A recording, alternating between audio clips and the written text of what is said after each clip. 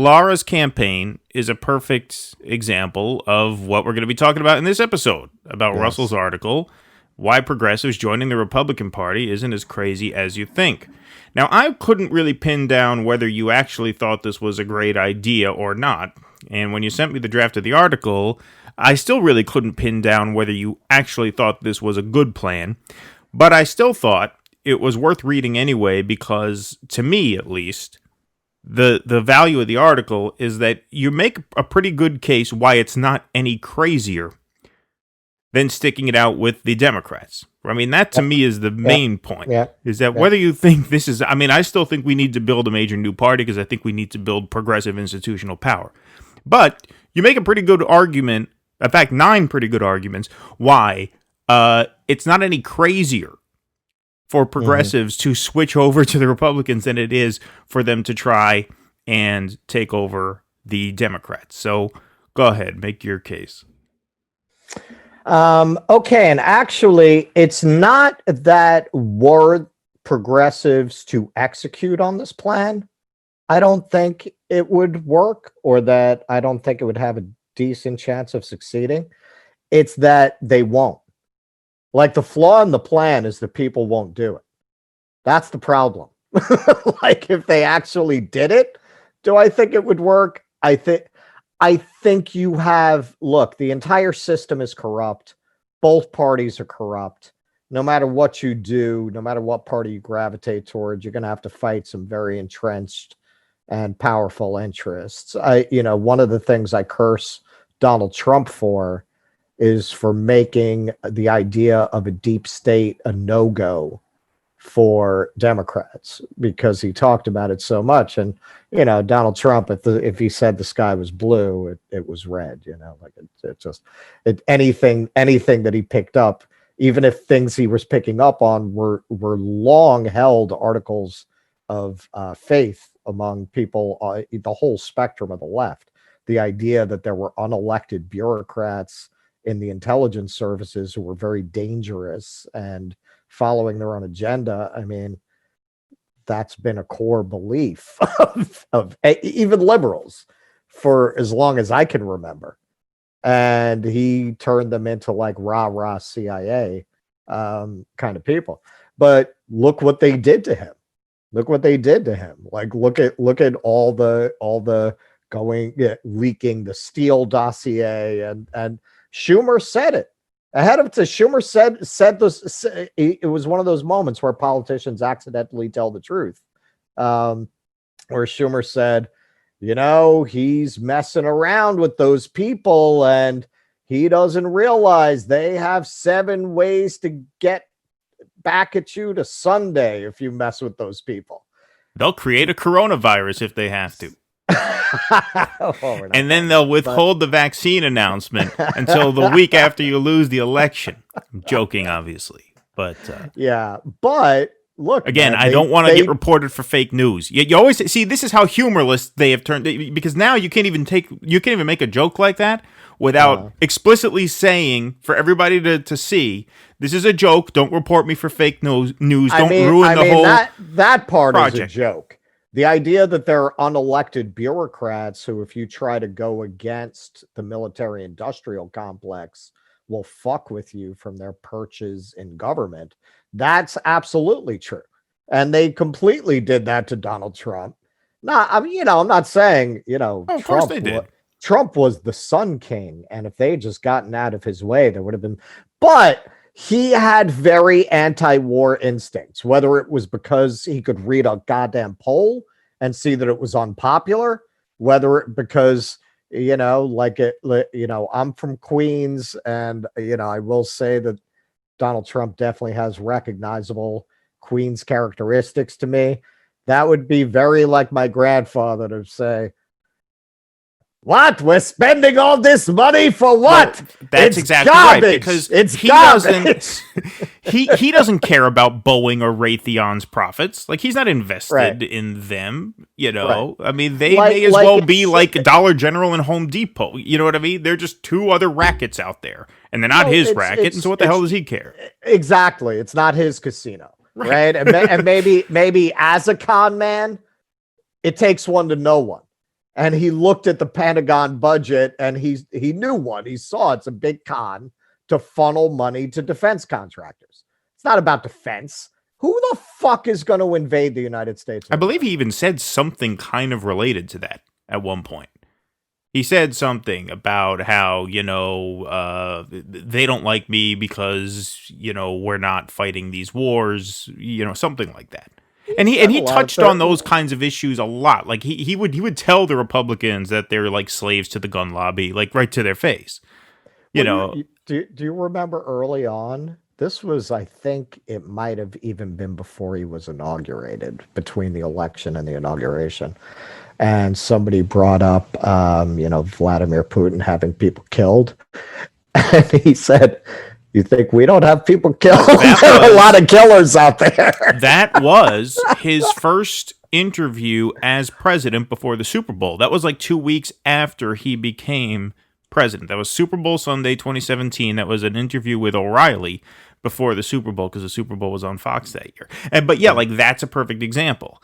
Like, and that was a point where I actually, like, my eyebrows raised. I'm like, wow, like they're not going to love him saying that. Like that's something an American president is not supposed to say. They came after him, and that's a big part of why his presidency was Russia, because the Democrats could not have done that by 3 years after that, the coronavirus. See, you keep going there, man. That's not me with the coronavirus. But Trump, anyone who argues, and obviously I've had some people debate this with me, although actually the reaction has not been as hostile as I expected. Like, this is so blasphemous for your average Democrat to suggest something like this. I thought I was going to get a lot more shit for it. So far I haven't too much.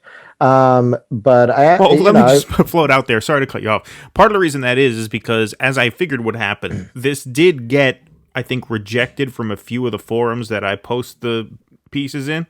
And so it never got exposed to the people who would be probably most hostile to it. So that could be why you're not seeing as much backlash as you had anticipated. I mean, even on my page, although I will say, like, the real screwballs fled my page a long time ago. Like, the really nutty ones, right, are gone. The ones whose first reaction to this would have been like, well, as a white male, of course you think. Though nobody like that on my page anymore.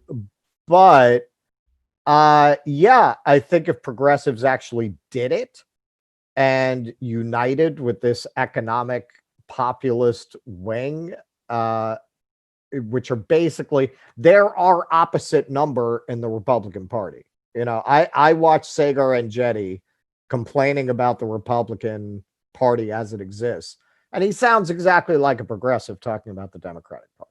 It's basically a guy who nominally this is the party he affiliates with. In practice, he thinks it's fucking awful and needs to be ripped apart and put back together again. Look, obviously there are some disagreements with cultural issues, but honestly, I was actually thinking about this today on that, because this, obviously, writing this article, this is coming up. What about the cultural issues? Yes, I would want the GOP to be much, much, much, I mean, less is an understatement, much, much, much less culturally conservative than it is now. But if I'm to be honest, do I really have more problems or more profound problems or deeper problems with Republicans on culture issues than Democrats? Not really. Not really. I don't agree with their stance on abortion. I don't agree with banning books. I don't agree with banning speakers. I don't agree with allowing toddlers hormone therapy. I don't agree with a lot of things that are, cultural touchstones of the modern Democratic Party. So much so that if I worked in a law office, I wouldn't even be able to say what I just said, right? The next day, I'm getting fired, Right? People are doxing my workplace. Well, it's not the Republicans I see doing that. It's the Democrats. And that's one of the things I mentioned in the article that is actually very, very, very, very important to me. The Democratic Party at this moment in history is the greatest single threat to freedom of inquiry and freedom of speech, freedom of discourse, freedom of debate in the country. They are the biggest threat to our bedrock belief in freedom of expression at this moment in history. Well, yes, because their attempted regulation of these tech companies like Twitter and Facebook is not what it should be, which is, look, I think they should be treated as public utilities, which would, guarantee, which would, I think, do the most good in guaranteeing First Amendment rights on the things, right? But what they're basically, but they're not saying that. They're just saying you guys need to crack down on what they consider to be misinformation. So what they're not proposing any structural changes to the way these tech companies work. They just want Mark Zuckerberg and whoever, Jack Dorsey, they want them to enforce what they consider to be the sort of, appropriate, sources of news or, content or speech, right? They want them to be their puppets, basically, and that's what their ask is on that. It has nothing to do with freedom of speech rights or even so much like protecting the public discourse. It's keeping democracy out of the public discourse is what it is. Right. Because they're basically saying, unless something has a blue check mark or a blue check mark like thing, depending on the platform, it's not legitimate news or it's not legitimate information. So what happens? Which platforms like us get pumped down in the algorithms, and you see Washington Post and CNN and New York Times stories. It's the same as turning on a TV. That's what they want to do. They want to make everybody's computer screen their TV, basically. And that is extremely fucking dangerous. And yes, technically, it's not a freedom of speech issue because, I guess me and you could go back to the days of the, handing out the socialist worker around the statues at Union Square, technically. But it's a suppression of speech. They want to suppress discourse. They want to suppress the free exchange of ideas. The irony of this is that Parler, the sort of right-wing, version of Facebook. Yeah. Right. I forget what their exact motto is, but they actually put public square in the branding of their site. Like, this is going to actually function as a public square. And it's very interesting that a website populated by mostly right-wingers would have this lament that there really is no public square anymore. Right? There's no real public square online. The late, great Michael Brooks put it very, very well. He said, we might think we're independent media, but we're really just like Uber drivers, right? We're freelancers working on a platform, whether it's YouTube, and Facebook, they can take it away from you anytime they want. Exactly. And that's a what's great really dangerous about building your business on these platforms. You're giving them tremendous power. And the more, we don't make a living off of this. I mean, I like the packs of gum I'm able to purchase, but I can live without those. But you got people who are making their living this way. And that gives Google tremendous power over your life. They got you by the balls, right? Oh, absolutely. It's a very, very precarious situation for so many of these people. Absolutely. But there's another bigger point to what you're saying about cultural issues. And this is something that you could really get canceled for if we were in the kinds of spaces where people get canceled. The nice thing about having a podcast is they can't take you off every platform. It doesn't fucking matter. You can say whatever the fuck you want. That. But look at Joe Rogan. Well, yeah, exactly. What are they going to do? It's an RSS feed, And does this? I know you're going to make a point, but just to interject for a second, since his name came up, doesn't it tell Democrats anything about how repugnant and repulsive their whole cultural project is that Joe Rogan is the most popular podcaster in the country? Right. I mean, it doesn't, because then they'll just reinforce their own It's a vicious circle. They'll respond to that by further alienating people by calling them deplorables. Well, they'll say that that's because people are podcasts is stupid. a white male-dominated That's because market. people are sexist. That's because they're racist, right? Has nothing to do with the fact that you are fucking repulsive to people, and a lot of your cultural ideas are just repugnant, not because people are ignorant, but because you're fucking nuts. Well, let's talk about cultural ideas. This is a point that I think really has to be made, and liberals have to understand this. And to a certain extent, it's not their fault that they don't understand this, because the media that they consume never puts it to them in this way. But you talked earlier about how, okay, you would like for Republicans to be much more liberal on issues of reproductive rights, marriage equality rights, right? Because but here's the thing, and this is going to make a lot of mainstream liberals very upset to hear this. But as the great George Carlin said, you don't have rights. You have temporary privileges, and rights are obtained through struggle, and struggle creates consensus, which creates political will, which creates rights. Now, this is not to say that I don't believe in the notion of human rights. Of course I do. I wouldn't be a progressive if I didn't, right? But the idea that we only talk about human rights in the context of these cultural issues, in the context of reproductive rights, marriage rights, right? So the liberal who is upset at a progressive who withheld their vote from either Hillary Clinton or Joe Biden, or maybe John Ossoff now coming up in Georgia, right? And saying, you don't care about my marriage equality rights, or you don't care about my reproductive rights. What they must understand is that to us, healthcare is a human right, just as your marriage is your human right, right? And so if you're not going to go to bat for the right of every person to get medicine when they're sick, regardless of whether they can pay for it or not, then you cannot expect them to go to bat for your quote-unquote right to marry who you want. Right. This is not a complicated concept. The concept that I am actually putting forward here is actually very, very simple. It can be summed up in one word. The word is solidarity. That is not a complicated word, but that is a word that liberals know nothing about, because that concept is never brought up. That if you want rights, the way to secure rights is to take the attitude that everyone's struggle is everyone else's struggle. Your oppression is my oppression. Your liberation is my liberation. Your plight is my plight. Your struggle is my struggle. That's how you get to a point where everybody looks out for everyone else's human rights. You cannot lecture somebody about how, no, you have to take half a loaf on healthcare, but you have to go to bat. You have to vote for whoever I tell you to vote for. Otherwise, a Supreme Court justice is going to get in there who's going to take away my right to marry the person I love. That it will not work that way.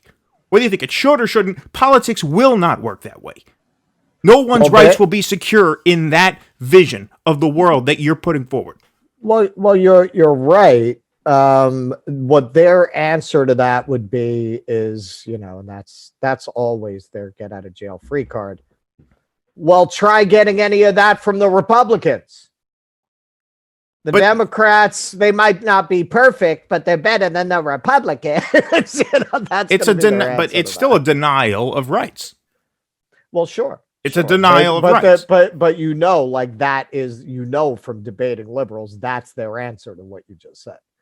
That is definitely how they're going to respond to that. Yeah, but I don't care how they respond to that. Well, of course, that's not our. They're not sending us any cakes or well wishes anytime soon.